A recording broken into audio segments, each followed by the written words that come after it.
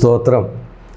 ప్రభునందు ప్రియులరా, ప్రభు అయిన యేసుక్రీస్తు నామమున ముందుగా మీకు అందరికీ నా హృదయపూర్వక శుభాభినందనలు.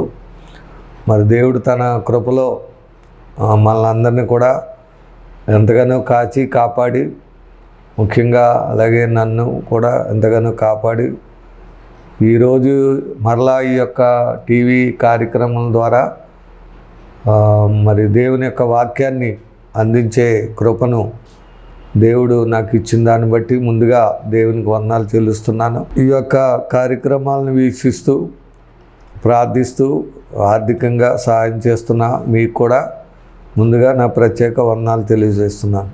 కాబట్టి ఇంకనూ ఈ కార్యక్రమాల కొరకు మీరు ప్రార్థించి దేవుని యొక్క వాక్యం ఈ రక్షణ దుర్గం టీవీ మరి కార్యక్రమాల ద్వారా అనేక మందికి ఈ సందేశాలు వెళ్ళి అనేకులు ప్రభువుని తెలుసుకొని ఎవరో అనేకులు మేలులు పొందుకునేలాగా, అనేకులు దీవించబడేలాగా మీరు అందరూ కూడా ప్రార్థన చేయాలని కోరుతూ, మరి దేవుడు మిమ్మల్ని అందరినీ అత్యధికంగా దీవించాలని కోరుతూ, మరి ఈరోజు దేవుడు మనకిచ్చే వాక్య భాగాన్ని మనం చదువుకుందాం. దేవుని పరిశుద్ధ గ్రంథంలో నుండి లూకా సువార్త 5వ అధ్యాయము మొదటి నుండి కొన్ని వచనాలు చదువుకుందాం. ఇక్కడ యేసు ప్రభు చేసిన ఒక అద్భుతము ఇందులో రాయబడి ఉంది. ఏంటి అనేది చదువుకుందాం. జనసమూహము దేవుని వాక్యం వినుచు ఆయన మీద పడుచుండగా ఆయన గెన్నెసరీతు సరస్సు తీరమున నిలిచి ఆ సరస్సు తీరమునున్న 2 దోణులను చూచెను. జాలర్లు వాటిలో నుండి దిగి తమ వలలు కడుగుచుండిరి. ఆయన ఆ దోణిలో సిమోనుదైన ఒక దోణి ఎక్కి దరి నుండి కొంచెము త్రోయమని అతన్ని అడిగి కూర్చుండి దోణిలో నుండి జనసమూహాలకు బోధించుచుండెను. ఆయన బోధించిన చాలించిన తరువాత, నీవు దోణిని లోతునకు నడిపించి చేపలు పట్టుటకు మీ వలలు వేయుడని సీమోనుతో చెప్పగా, సీమోను ఏలినవాడా, రాత్రంతా మేము ప్రయాసపడుతాము కానీ మాకేమీ దొరకలేదు, అయినను నీ మాట చొప్పున వలలు వేతునని ఆయనతో చెప్పాను. వారు అలాగు చేసి విస్తారమైన చేపలు పట్టిరి. అందుచేత వారి వలలు పిగిలిపోవచుండగా వారు వెనుక దోణిలో ఉన్న తమ పాలివారు వచ్చి తమకు సహాయం చేయవలనని వారికి సంజ్ఞలు చేసిరి. వారు వచ్చి 2 దోణిలు ములుగునట్లు నింపిరి. సిమోను పేతురు అది చూచి యేసు మోకాళ్ళు ఎదుట సాగిలపడి, ప్రభువా, నన్ను విడిచిపొమ్ము, నేను పాపాత్ముడనని చెప్పాను. ఏలైనగా వారు పట్టిన చేపల రాశికి అతడును అతనితో కొన్న వారందరూ విస్మయమొందిరి. ఇది ఈరోజు మనం దేవుడి వాక్యాన్ని దీవించునుగాక. ఈ ప్రభు ఇక్కడ చేసిన ఒక అద్భుతం మనం ఈరోజు నేర్చుకోబోతున్నాం. యేసు ప్రభు సరస్సు తీరమున జనరల్గా సముద్ర తీరాలని ఆయన ప్రసంగాలు చేసేవారు. మరి ఇక్కడ గెన్నెసరీసు సరస్సు తీరం అని ఉంది, గలిలీ సముద్రం దగ్గర, లేకపోతే ఇంకా అనేక సముద్రపు నదులు దగ్గర, యోర్దాన్ నది ప్రాంతంలో, ఇలాగా నదులు ప్రాంతంలోకి వెళ్ళి ఆయన అక్కడ సువార్తను ప్రజలకి ఆ ప్రాంతాల్లో ఎప్పుడైతే యేసుప్రభు ఆ ప్రాంతంలో అన్నారో ఆ జనులు అక్కడికి వెళ్ళిపోయేవారు. అక్కడ ఆయన వారికి బోధించేవారు అన్నమాట. అలాగా బోధిస్తూ 2 దోణులు ఉండటం మనం చూస్తున్నాం.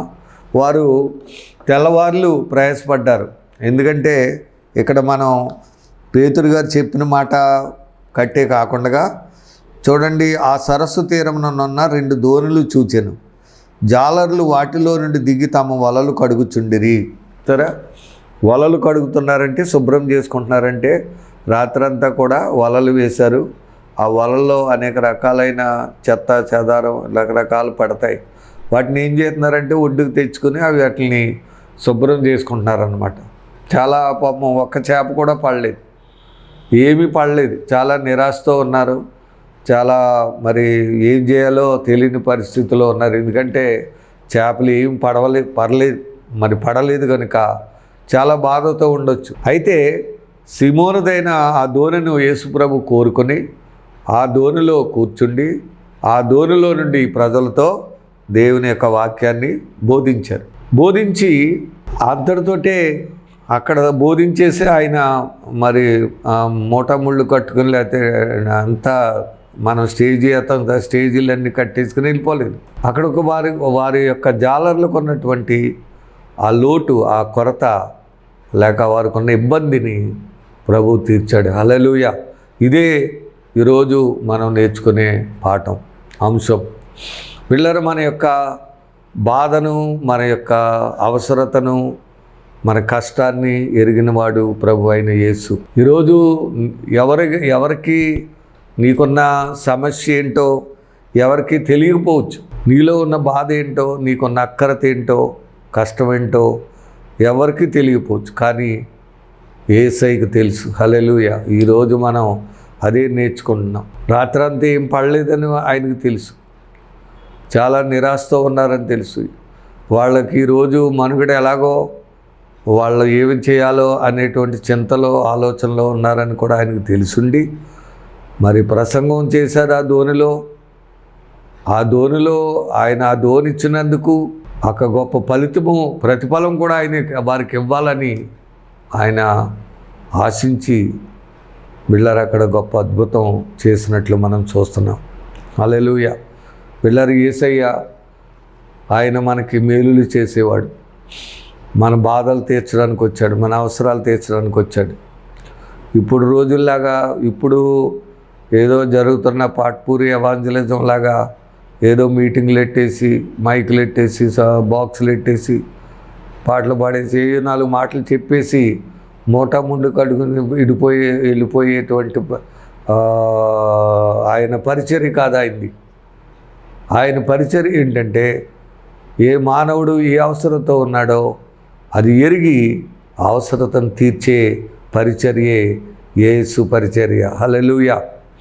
బిళ్ళారు ఇక్కడ జనాలకి ఈ విషయం తెలియదు, కానీ ఆయన ఎరిగినవాడు కనుక వాళ్ళు జనములు వెళ్ళిపోయిన తర్వాత మరి పేతురుతో లేక ఆ జాలరుతో ప్రభు అంటున్నాడు, మీరు ధోనిను లోతుకు నడిపించి మీ వలలు వేయండి అన్నాడు. అంతే, ఒకే మాట.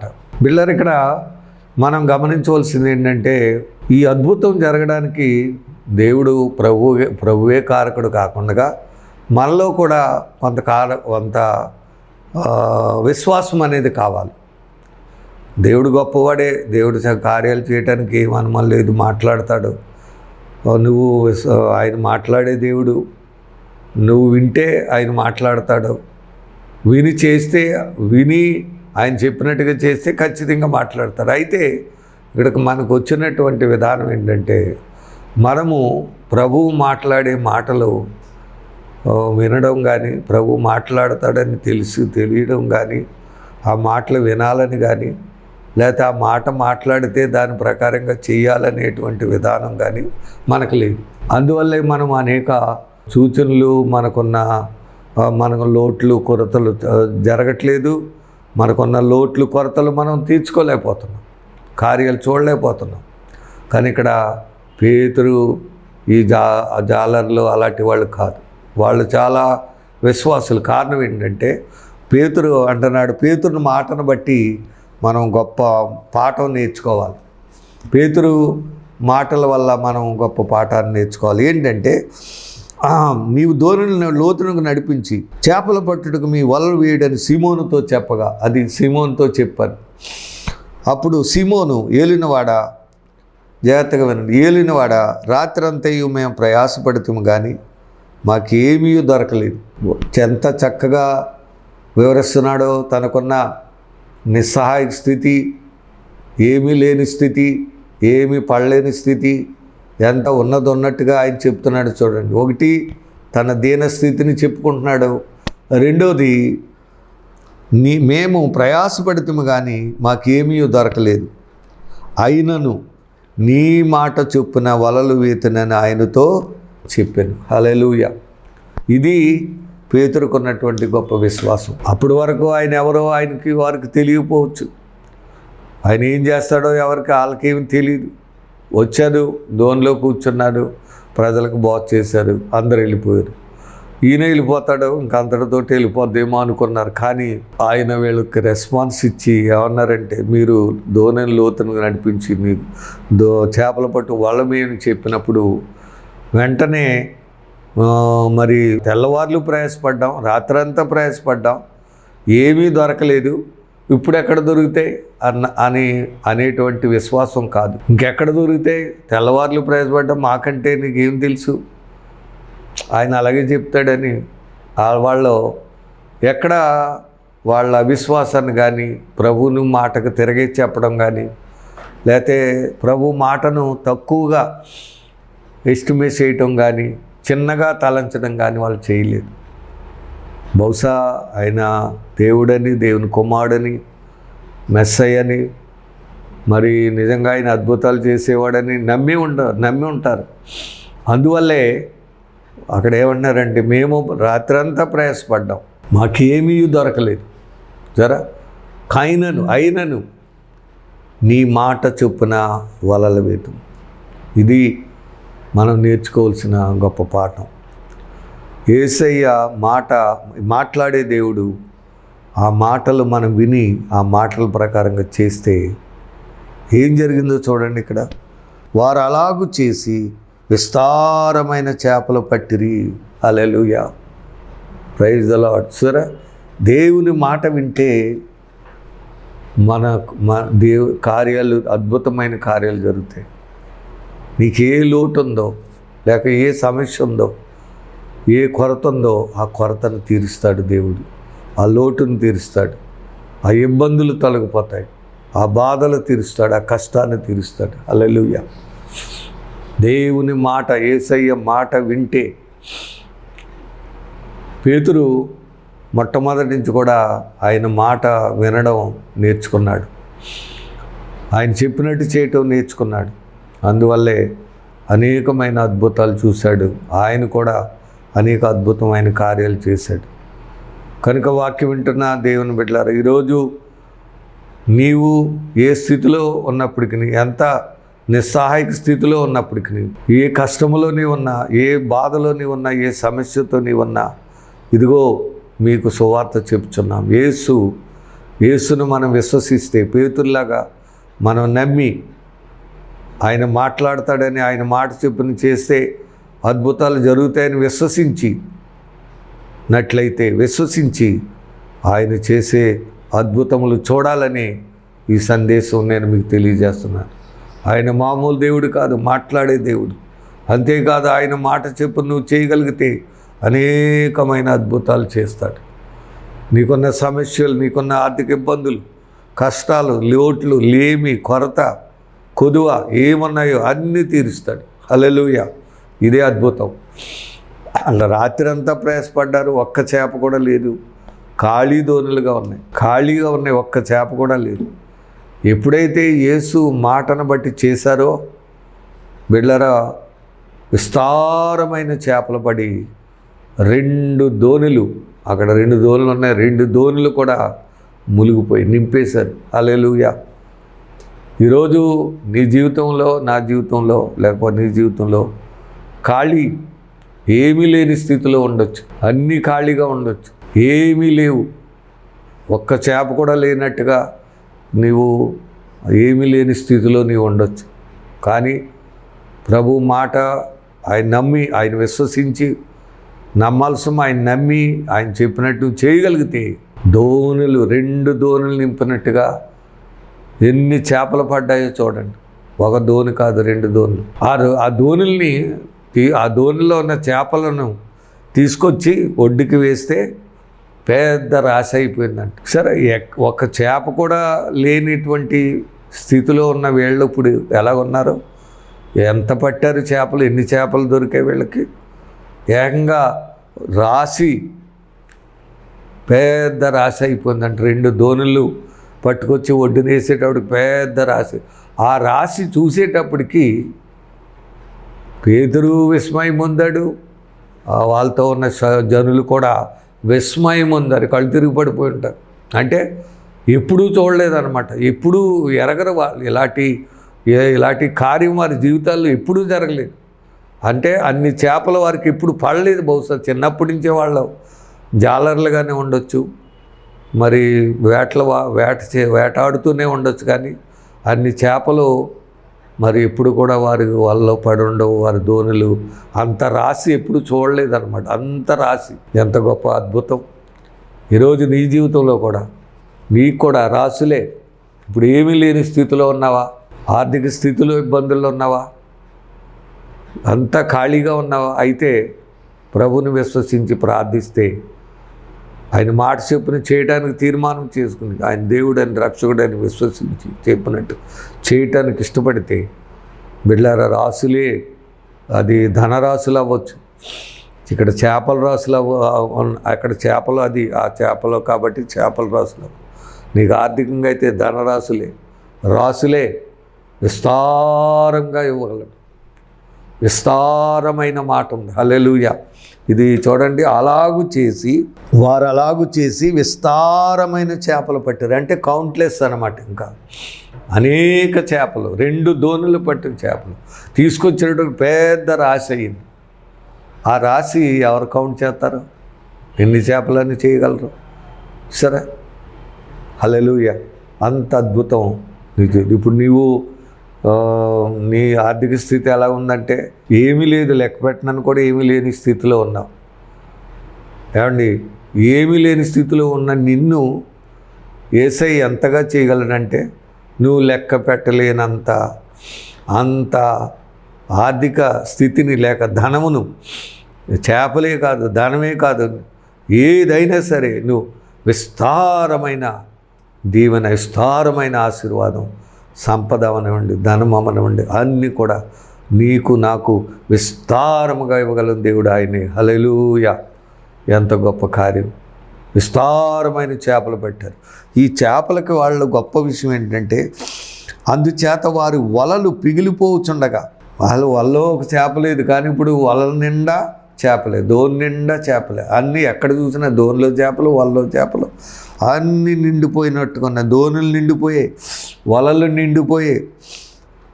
చూడండి, చేపలు అందుచేత వారి వలలు పిగిలిపోతుండగా వారు వేరొక దోణిలో ఉన్న తమ పాలివారు వచ్చి తమకు సహాయం చేయవలని వారికి సంజ్ఞలు చేసింది. అక్కడ 2 దోణులు ఉన్నాయన్నాం కదా. ఆ దోణి వాళ్ళు మళ్ళీ ఆ దోణి ఇప్పుడు అసలు ఒకటికే లేదు, 2వ దోణికి ఎక్కడో వీళ్ళగా దొరుకుతాయి. అలాంటిది ఈవేళ వాళ్ళ ఒక్క దోణికే కాదు, వాళ్ళ సహవాసులకు కూడా పిలిచి వాళ్ళకు కూడా అందులో ఆ దోణిలో కూడా చేపలేసే స్థితి, ఇతరులకి పెట్టే స్థితి. ఇప్పుడు మనకి ఇతరులని తీసుకునే స్థితి ఉండొచ్చు, లేకపోతే ఇతరులకి మనకే సరిపోని స్థితిలో ఉండొచ్చు. కానీ దేవుడు మనల్ని ఆశీర్వదిస్తే ఇతరులకి పెట్టేవారంగా, పిలిచి పెట్టేవారంగా చేయగల దేవుడు. హల్లెలూయా. అంత అద్భుతం. చూడండి, పిగిలిపోను సహాయం చేయ వారికి వచ్చినారు. వారు వచ్చి 2 దోణులు మునుగునట్లు నింపిరి. సరే, 2 దోణులు ఎంగా మునిగిపోయేటంత అంత అన్ని చేపలు అందులో వేశారనమాట. సిమోను పేతురు చూసి యేసు మోకాళ్ళు ఎదురు సాగిలపడి, ప్రభువా నన్ను విడిచిపోపాను, నేను పాపాత్ముడని చెప్పాను. ఏలైనగా వారు పట్టిన చేపల రాశికి, ఏమండి రాసే దేవుడు మనల్ని ఆశీర్వదిస్తే రాసులుగానే ఉంటాయి, కౌంట్లెస్గా ఉంటుంది, విస్తారంగా ఉంటుంది. ఒక్క చేప కూడా లేదు దోణిలో కానీ వలల్లో కానీ, ఒక్క చేప కూడా లేని స్థితిలో ఉన్న ఆ యొక్క పేతురు ఆయన శిష్యులు ఈరోజు ఏ అనుభవంలోకి వెళ్ళారో చూడండి. ఎంత అద్భుతం వారు చూడగలిగారో చూడండి. నమ్మటం వల్ల, ఆయన మాట పట్టి చేయటం వల్ల వెళ్ళారు. అలాంటి వాడే ప్రభు అయిన యేసు. ఆయనే దేవుడు, ఆయన సృష్టికర్త. ఆయన మాట ద్వారానే ఈ సమస్తాన్ని సృష్టించాడు. ఆయన మాట చెప్పిన మనం చేస్తే మనకు విస్తారమైన దీవెనలు, విస్తారమైన ఆశీర్వాదాలు మనకు దొరుకుతాయి.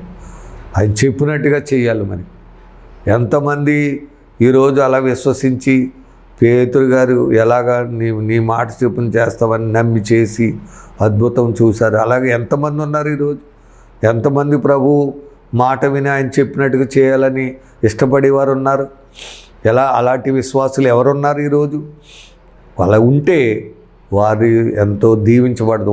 వారి బిడలు, వారికి ఉన్న సమస్తము కూడా ఎంతగానో దీవించబడి గొప్ప స్థితిని పొందుకుంటారని దైవజనుడిగా నేను మీకు మనవి చేస్తూ ఉన్నాను. కాబట్టి వారు పట్టిన చేపల రాశికి అతడును అతనితో కూడా నున్నవారందరూ విస్మయముందిరి. అంటే ఇక మాట లేదనమాట, ఆశ్చర్యపోయారు. సౌండ్ లేదు, ఇంకా ఏం అనాలో వాళ్ళకి తెలియట్లేదు, ఏం చేయాలో వాళ్ళకి తెలియట్లేదు అనమాట.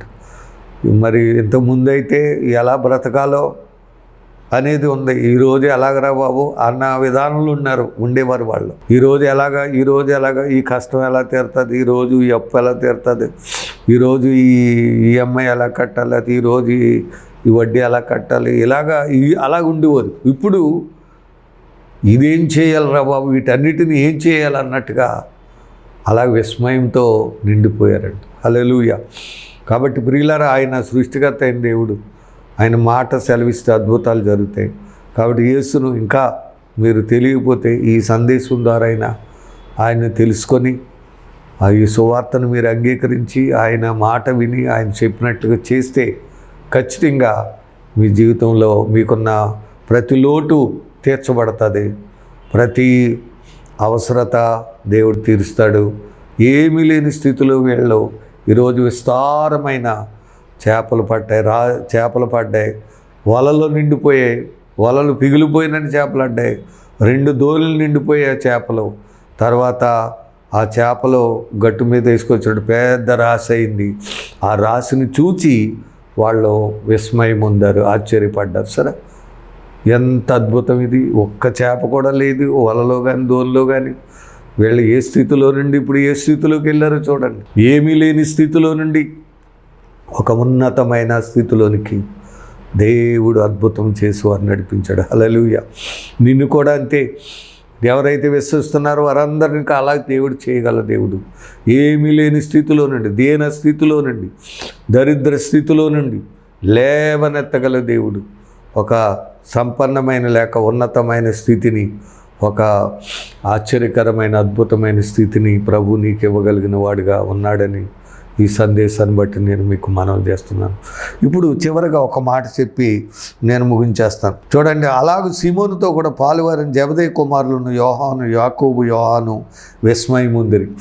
అలాగే యోహాను ఉన్నాడు, అప్పుడు యాకోబు ఉన్నాడు. యాకోబు, యోహాను వీళ్ళందరూ జెబెదయి కుమారులు. బహుశా వీళ్ళందరూ అన్నదమ్ములే, ఒకే కుటుంబం, జెబెదయి కుమారులు అంటే వీళ్ళు ఉన్నారు. వీళ్ళు కూడా విస్మయం పొందారు, ఆశ్చర్యపడ్డారు. అయితే అందుకు యేసు భయపడకుడి, ప్రభువు ఎందుకు చేశాడు అనేది ఇక్కడ ఒక మర్మం మనం తెలుసుకోవాలి. వాళ్ళు ఏదో చేపలు తిని అమ్మేసుకుని చేపల వల్ల డబ్బు సంపాదించుకొని లోకంలో జల్సాగా తిరిగి ఏదో ఎంజాయ్ చేయాలని కాదు అక్కడ అద్భుతం చేస్తా. వారిని పట్టుకొని జాలర్లుగా, ఇప్పుడు వరకు చేపలు పట్టే జాలర్లుగా ఉన్నారు. ఇప్పుడు దేవుడు వారిని ఏం చేయిస్తున్నాడంటే మనుషులు పట్టే జాలర్లుగా దేవుడు వారిని పిలుస్తున్నాడు. హల్లెలూయా. చూడండి, ఇక్కడ ఏమంటారంటే, అలాగూ సీమోను భయపడకము, ఇప్పటి నుండి నీవు మనుషులు పట్టువాడవై యుందువని సీమోనుతో చెప్పాను. హల్లెలూయా. సరే, దేవుని సేవ కొరకు అంటే సువార్త పరిచర్య కొరకు దేవుడు వారిని ఏర్పాటు చేసుకున్నాడు. హల్లెలూయా. బిళ్ళరా, చాలామంది అంటే అప్పుడు చూడండి, వారు దోణెలను దరికి చేర్చి సమస్తము విడిచిపెట్టి ఆయనను వెంబడించిరి. హల్లెలూయా. ఈరోజు ప్రభు అంటే ఏదైనా నీ జీవితంలో ఒక స్వస్థత కానీ లేక ఏదైనా ఒక అద్భుతం కానీ లోటన్న దేవుడు తీర్చడం వల్ల మనం తెలుసుకోవాల్సింది ఏంటంటే దేవుణ్ణి మనం వెంబడించే వారంగా ఉండాలని కోరుకున్నట్టు. అంతేగాని ఇప్పుడు ఆ చేపలు పట్టుకుని ఆ చేపలతోటే బజార్లోకి వెళ్ళి బజార్లో బతకమని అమ్ముకొని శుభ్రంగా చేయమని కాదు అక్కడ అర్థం. ఆయన ఎప్పుడైతే అద్భుతం మన పట్ల చేశారో అద్భుతాన్ని బట్టి మనం ప్రభుని విశ్వసించాలి, ప్రభు ఇచ్చే రక్షణ పొందుకోవాలి, ఆయన ఇచ్చే ఆత్మీయ జీవితం కలిగి నిత్య జీవాన్ని కనుక పరలోకమునకు సిద్ధపడి బిళ్ళగా మనం ఉండాలి. ఇక్కడైతే పేతురు, యాకోబు, యోహాను వీళ్ళందరినీ దేవుడు తన సేవ కొరకు పిలిచాడు. ఎప్పుడైతే అద్భుతం చూశాడో వాళ్ళు విస్మయం పొందారు, ప్రభుని నమ్మారు. నమ్మిన తర్వాత వాళ్ళని ఒక సేవకులు కానీ అపోస్తులుగా, ఒక పనివారుగా, మనుషులు పట్టే జాలర్లుగా చేస్తున్నానని చెప్పారు. అప్పుడు వాళ్ళ దోణిల్ని, వలల్ని, తండ్రిని, ఇంటిని అందరినీ విడిచిపెట్టి ప్రభుని వెంబడించారు. హల్లెలూయా. సేవ చేశారు, దేవుని సువార్త ప్రకటించారు, ప్రకటించి అనేక ఆత్మలను ప్రభు కొరకు సంపాదించి పరలోకి వెళ్ళారు. అలాగే ఈరోజు నీవు నేను కూడా వాక్యం వింటున్న దేవుని బిడ్డలారా, దేవుడు మన అవసరాలు తీరుస్తాడు, మన బాధలు తీరుస్తాడు. తీర్చిన తర్వాత మనము మరి ఆయన్ని విడిచిపెట్టి ఏదో మేలు పొందుకొని వెళ్ళిపోకూడదు. ఏదో అవసరం తీరిన కష్టం తీర్చాడని వెళ్ళిపోకూడదు.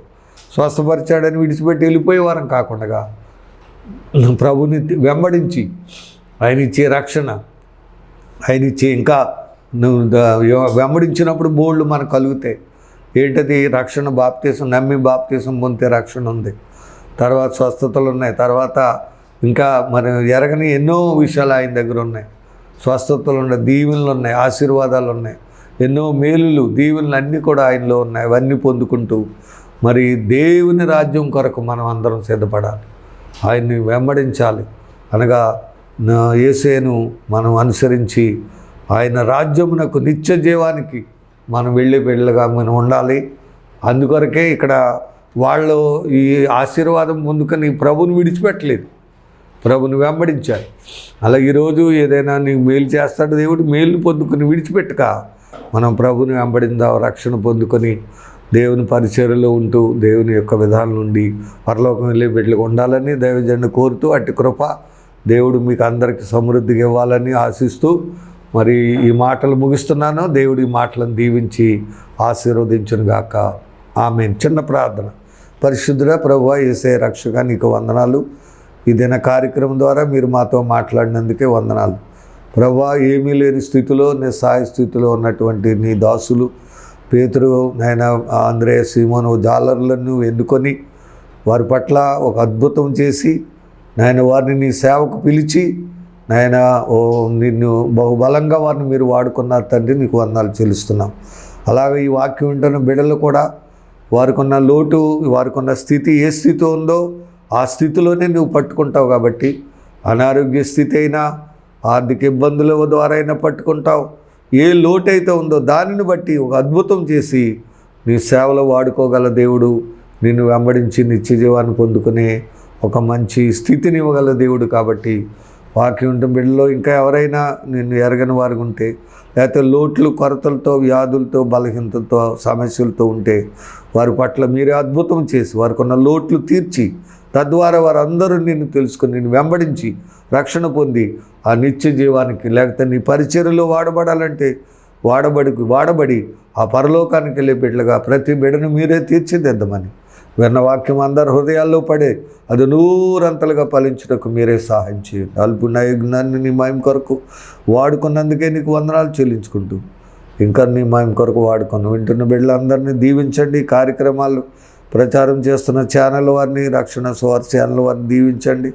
అలాగే దీనికి స్పాన్సర్ సహాయం చేస్తున్న బిడ్డలను దీవించి అనేక రెట్లు ఆశీర్వాదం దీవెన వారికి ఇవ్వండి. సేవలో అందరూ ఫలించి ఈ పరిచర్యలో వాడబడి విస్తారమైన దీవెన ఆశీర్వాదాలు పొంది వర్ధిల్లు కృప దయచేయమని, దీవించి ఆశీర్వదించమని, ప్రార్థనకు ప్రతిఫలం దయచేయమని మా ప్రభువును ప్రియరక్షకుడైన యేసు నామమున అడిగి వేడుకొనుచున్నాము తండ్రి. ఆమేన్. God bless you. దేవుడు మేము దీవించును గాక. Thank you.